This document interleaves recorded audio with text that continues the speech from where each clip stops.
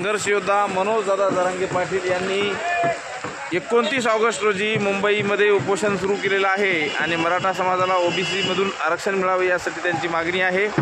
आपण बघू शकता हे वांद्रे वरळीचा सीलिंग आहे, हा पूर्णतः जाम झाला आहे। 27 किलोमीटरचा पूर्ण जाम झाला आहे। म्हणजे हा पूल काय मराठ्यांच्या वाहनाचा पार्किंगसाठी दिला होता काय। आणि खाली बघू शकता आपण पूर्ण वाहन आहे असे या लोकलमध्ये बघा, हे लोकलमध्ये पूर्ण लोकलमध्ये मराठा बांधव जात आहेत।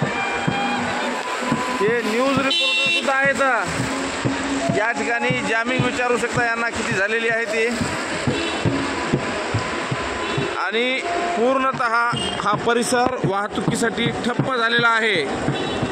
जिकडं पाहिलं तिकडं या ठिकाणी नजर जाईल तिथपर्यंत मराठ्यांची रांग लागलेली आहे। आणि हा एक छोटा मराठा सेवक या ठिकाणी डफ घेऊन आलेला आहे, डफावर क्रांती करण्यासाठी। मनोज जरांगे पाटील यांचं या ठिकाणी डफावर पोस्टर आहे, आपण बघू शकता। सोलापूर असेल, हिंगोली असेल, नांदेड असेल, परभणी असेल, पुणे असेल, महाराष्ट्राच्या प्रत्येक कानाकोपऱ्यामधून मराठा बांधव ओबीसीतून मराठा आरक्षण या मागणीसाठी मनोजदादांना साथ देण्यासाठी या ठिकाणी आलेले आहेत। नजर जाईल तिथपर्यंत हे बघा, न्यूज 18 इंडियाचे जे न्यूज रिपोर्टर आहेत हे सुद्धा या ठिकाणी आलेले आहेत। आणि धो पाऊस चालू आहे मित्रांनो, धो पाऊस चालू आहे।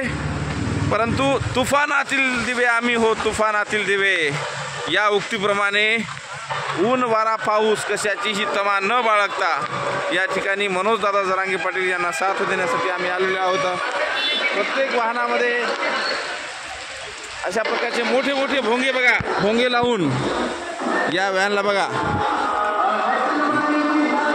विविध प्रकारचे गाणे लावून उत्साह वाढवण्याचा प्रयत्न करत आहेत हे।